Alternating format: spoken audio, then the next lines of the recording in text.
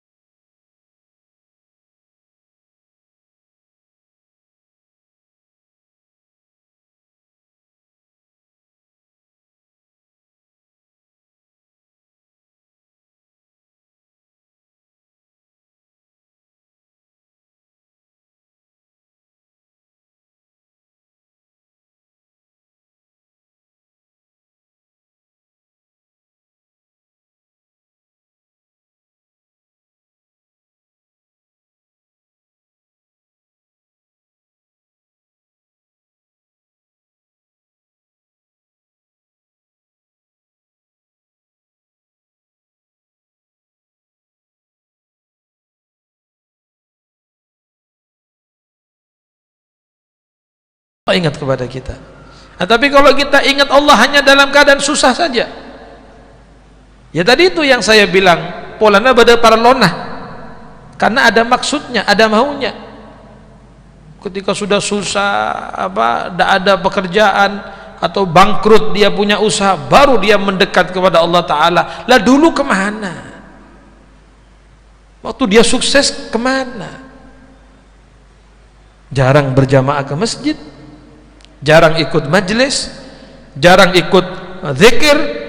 Ketika sukses, ketika kaya, lupa.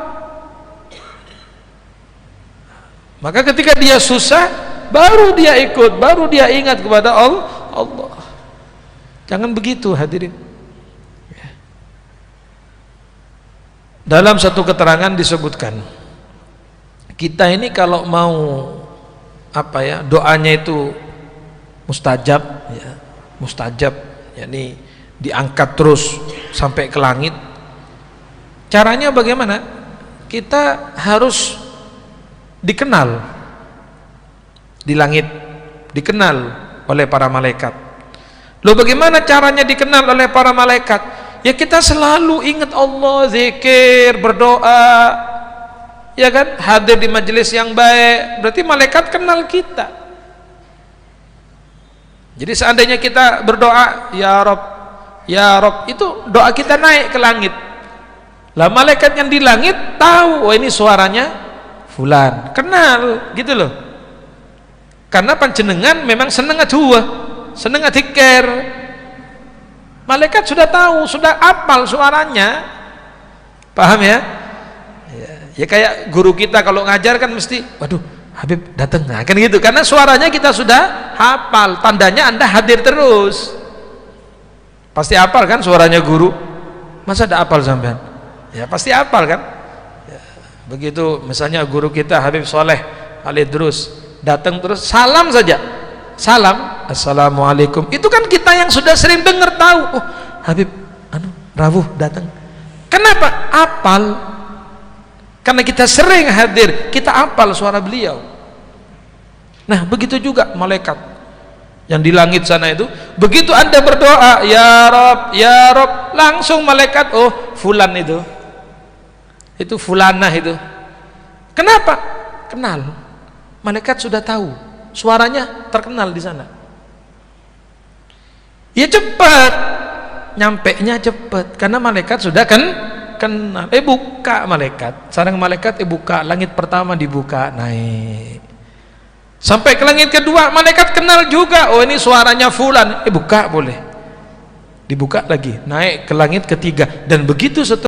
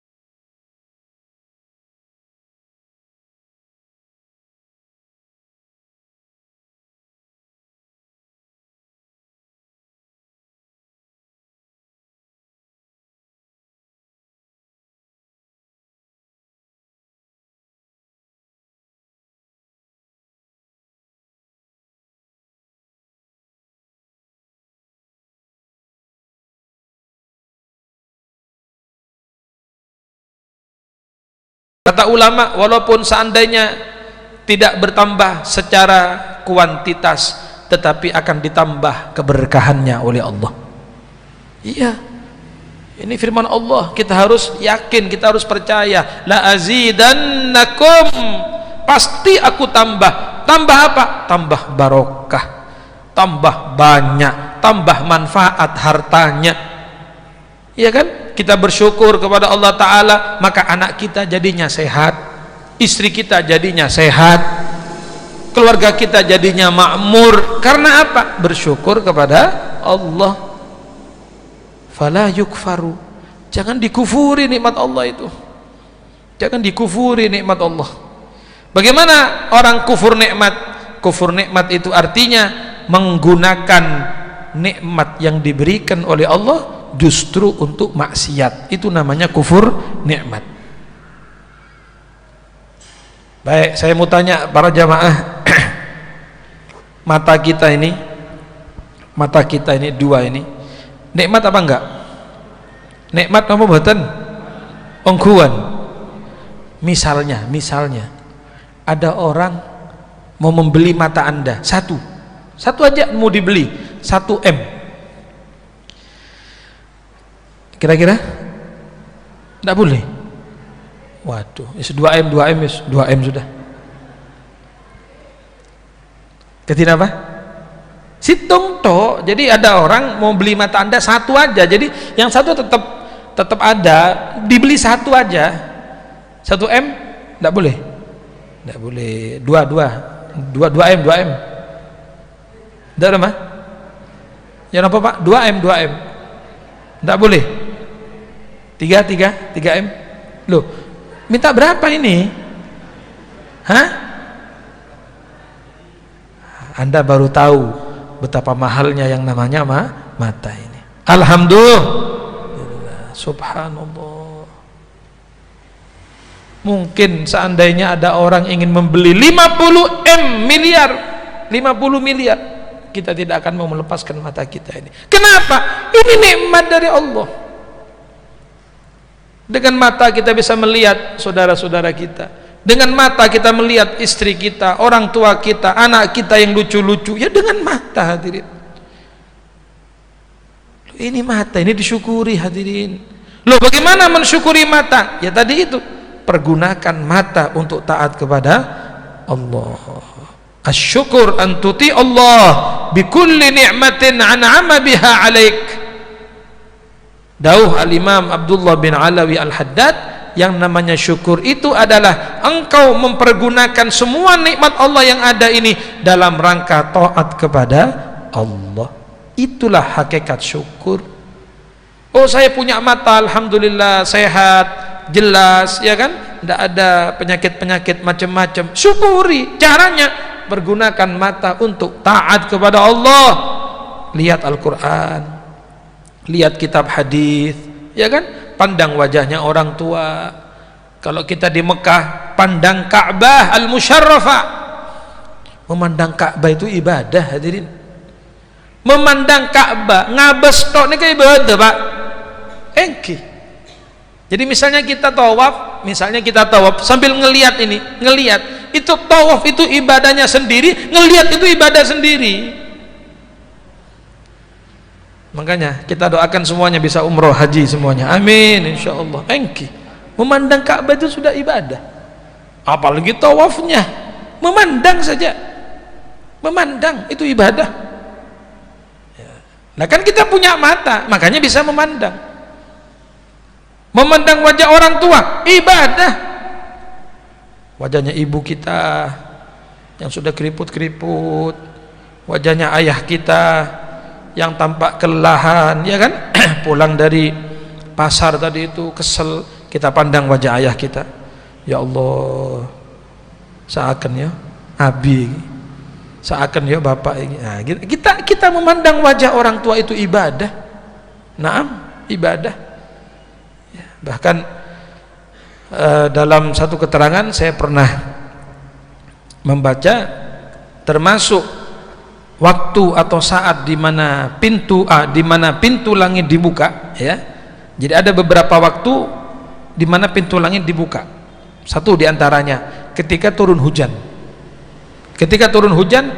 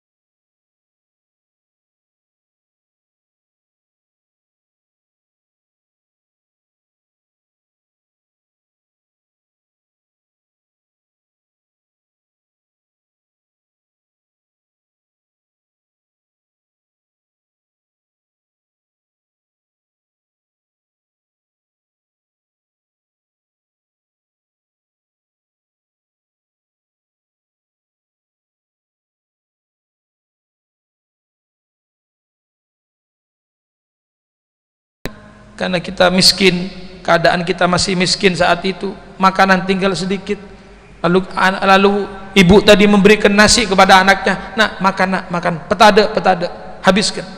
Anaknya bilang, loh ibu sudah ibu sudah makan, ayo makan. Padahal ibu kita berbohong, ibu kita nggak makan itu, ibu kita nggak makan, tapi dia rela, hadirin, mau dia tidak makan, biar aku lapar, biar aku tidak makan, ini makan untuk anak, makan nak, habiskan nak. Iya, ibu kita kadang berbohong kepada kita demi kita, demi anaknya. Ya Allah, mudah-mudahan Allah merahmati ibu kita ya. Yang masih hidup orang tuanya insya Allah panjang umur, sehat walafiat, amin. Yang sudah meninggal mudah-mudahan diluaskan kuburnya oleh Allah, amin ya rabbal alamin. Ya, tidak ada yang lebih setia mencintai kita daripada ibu kita. Tidak ada, hadirin. Ya. Dan anak itu nyambung, kalau sama ibu itu nyambung, nyetrum, ongkuan. Saya mohon maaf ini, saya pribadi itu berapa kali, hadirin, Alhamdulillah abah saya, umi saya masih ada, masih hidup, sehat di Sumeneb, di Madura. Itu kadang-kadang kalau saya sakit ya, umi tiba-tiba nelpon gitu, umi nelpon, saya pura-pura supaya ndak apa, ya ndak kelihatan atau ndak tampak sakit, jadi suaranya digenak-genak no gitu loh. Nah, assalamualaikum, waalaikumsalam. Nah, beresin, alhamdulillah mi anu, cak lecek bakna sakit ya, gitu. Itu umi itu. Kita ini pura-pura supaya kan orang sakit suaranya kan mesti kelihatan. Saya pura-pura biar tidak kelihatan sakit. Tetap umi tahu. Kamu jangan bohong kata umi saya. Kamu sakit, bakna sakit. Jami cale cek sakit kan. Umi kok tahu? Engkau mimpi jen. Subhanallah. Aku mimpi kata umi saya itu. Saya mimpi. Kalau kamu sakit saya mimpi. Nyambung hadirin. Nyambung. Tidak bisa dibohongi ibu itu. Tidak bisa. Nyambung ya, karena kita kan di perut ibu kita, betul, kita makan apa yang dimakan ibu kita, kita tinggal dalam perut ibu kita 9 bulan 10 hari, nyambung. Nah, kalau bapak kan beda lagi ya, bapak ini abah saya telepon, halo Sen, Baras, iya bah, yalah, assalamualaikum. Nah, biasa itu ya. Ya bapak begitu ya kan, bukan bapak tidak cinta kepada anak, cinta, cuma bedalah sama ibu itu ya.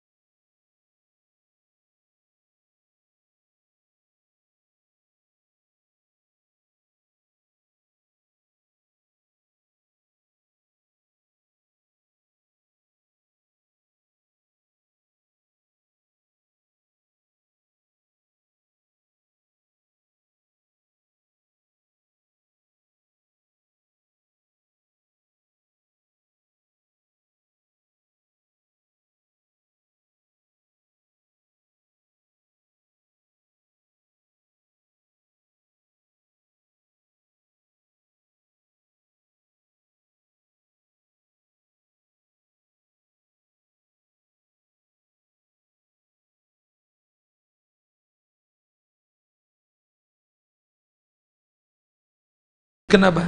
Innahu darabani wa taradani min baitihi li ajli imra'atih. Dia memukul saya, dia mengusir saya dari rumahnya gara-gara istrinya. Itu sakit hati. Itu anak saya pernah mukul saya, dia pernah mengusir saya dari rumahnya gara-gara istrinya. Sakit hati si ibu tadi itu. Ya Allah, akhirnya sahabat datang kepada Rasulullah. Ya Rasulullah, ini katanya ibunya begini. Maka Nabi mengatakan, panggil ibunya, suruh ke sini, bilang Nabi yang manggil. Maka datang lagi, ibu dipanggil sama Rasulullah, datang. Katanya Rasulullah, ibu halalkan anak ibu ini, ridhoi anak ibu ini, kesian dia, lisannya terhijab, lisannya terkunci, tidak bisa mengucapkan syahadah. Maka ibu tadi tetap mengatakan, ya Rasulullah, saya murka kepada anak saya ini, saya murka kepada anak saya. Kenapa? Dia pernah mengusir saya dari rumahnya, dia pernah memukul saya. Kenapa? Karena istrinya. Tapi Rasulullah terus membujuk si ibu tadi, ya, Rasulullah terus membujuk agar ridho, agar menghalalkan kepada anaknya.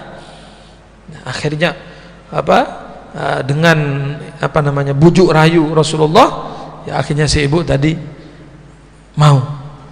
Naam, ya Rasulullah, kalau begitu saya akan menghalalkan, saya ridho kepada anak saya halalkan anak saya maafkan, saya ridho kepada anak saya. Maka Rasulullah kembali menelkini Abdullah bin Salam. Begitu ditelkini, langsung Abdullah bin Salam mengucapkan kalimat syahadah dan meninggal dunia. Ya. Maka singkatnya, setelah jenazah dimandikan, dikafani, disolati, Nabi ikut ya menyolati, dikuburkan. Lalu di pinggir makam tadi Nabi berwasiat kepada para sahabat, ya ma'syarul muhajirin wal ansar, sahabat muhajirin, sahabat ansar, dengarkan ini, ketahuilah, inna sukhta ummihi, sesungguhnya murka daripada ibunya Abdullah bin Salam ini, yahjub lisanahu anin nutqi bisyahadah, itulah yang mengunci lesannya, dia tidak bisa mengucapkan syahadah. Dan ketika ibunya tadi sudah ridho, sudah rela, maka hilang itu kunci. Itulah yang atlaqa lisanahu, yang membuat lesannya bisa mengucapkan syahadah. Atau kama qala Rasulullah. Nah itu. Jadi kuncinya apa? Ridhonya ibu, ridhonya orang tua. Itu kita cari. Paham ya? Ridhonya ibu. Anda pingin senang hidup, ridhonya ibu. Anda pingin matinya senang, ridhonya orang tua. Ridhonya orang tua. Wis, itu aja. Kepingin lancar rizkinya, ridhonya orang tua. Kepingin apa? Enak hidupnya, ridhonya orang tua. Sudah. Ridullah fi ridal walidain wa sukhtullah fi sukhtil walidain. Itu aja pegangan kita. Pengen hidupnya tenang, hidupnya senang, ya, bahagia dengan istrinya, anaknya, orang tua. Sampai lebih mengutamakan bini daripada ibu.